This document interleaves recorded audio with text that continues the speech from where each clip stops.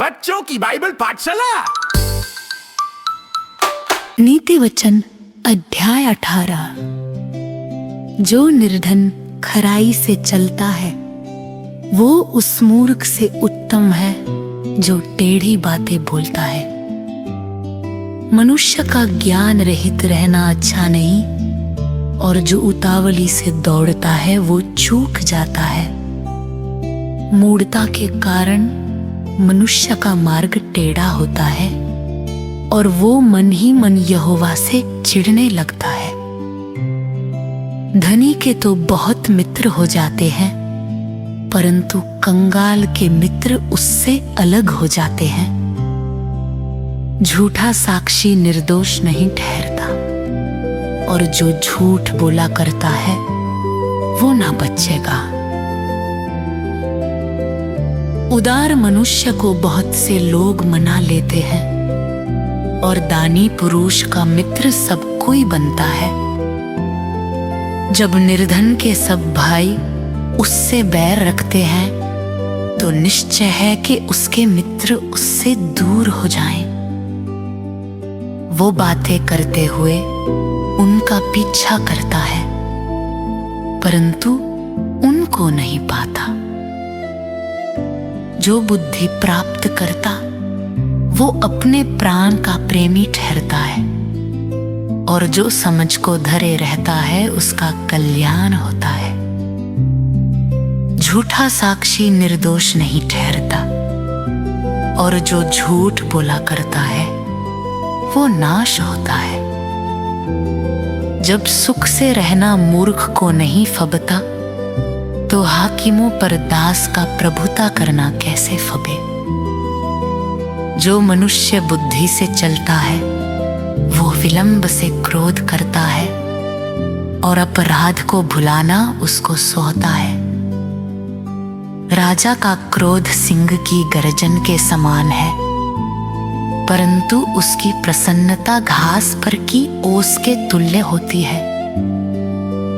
मूर्ख पुत्र पिता के लिए विपत्ति ठहरता है, और पत्नी के झगड़े रगड़े सदा टपकने के समान है। घर और धन पुरखाओं के भाग में, परंतु बुद्धिमती पत्नी यहोवा ही से मिलती है।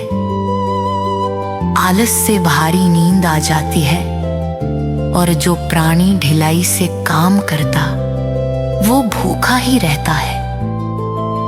जो आज्ञा को मानता वो अपने प्राण की रक्षा करता है, परंतु जो अपने चाल चलन के विषय में निश्चिंत रहता है वो मर जाता है।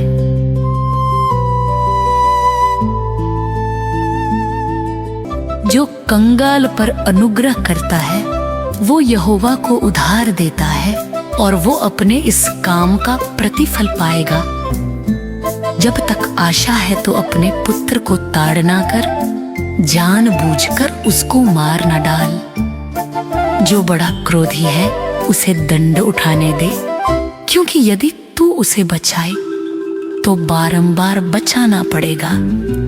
सम्मति को सुन ले और शिक्षा को ग्रहण कर, कि तू अंतकाल में बुद्धिमान ठहरे। मनुष्य के मन में बहुत सी कल्पनाएं होती हैं, परंतु जो युक्ति यहोवा करता है वही स्थिर रहती है। मनुष्य कृपा करने के अनुसार चाहने योग्य होता है, और निर्धन जन झूठ बोलने वाले से उत्तम है। यहोवा का भय मानने से जीवन बढ़ता है, और उसका भय मानने वाला ठिकाना पाकर सुखी रहता है। उस पर विपत्ति नहीं पड़ने की। आलसी अपना हाथ थाली में डालता है, परंतु अपने मुंह तक कौर नहीं उठाता। ठट्ठा करने वाले को मार, इससे भोला मनुष्य समझदार हो जाएगा, और समझ वाले को डांट, तब वो अधिक जान पाएगा। जो पुत्र अपने बाप को उजाड़ता और अपनी माँ को भगा देता है वो अपमान और लज्जा का कारण होगा। हे मेरे पुत्र, यदि तू भटकना चाहता है तो शिक्षा का सुनना छोड़ दे। अधर्मी साक्षी न्याय को ठट्ठों में उड़ाता है, और दुष्ट लोग अनर्थ काम निगल लेते हैं। ठट्ठा करने वालों के लिए दंड ठहराया जाता है और मूर्खों की पीठ के लिए घोड़े हैं। हे स्वर्गीय पिता परमेश्वर, जो भी नीति वचन को सुनते और पढ़ते हैं उन सब पर अपनी कृपा बरसा। उनके हृदय को बुद्धि, समझ और सत्य से भर दे। तेरा वचन उनके जीवन को सही मार्ग दिखाए और उन्हें हर बुराई से दूर रखे। वे तेरी शिक्षा को समझें और उसे अपने जीवन में लागू करें। उनके घर, परिवार और काम पर अपनी आशीष बरसा। हम ये प्रार्थना प्रभु यीशु मसीह के नाम में मांगते हैं, आमीन।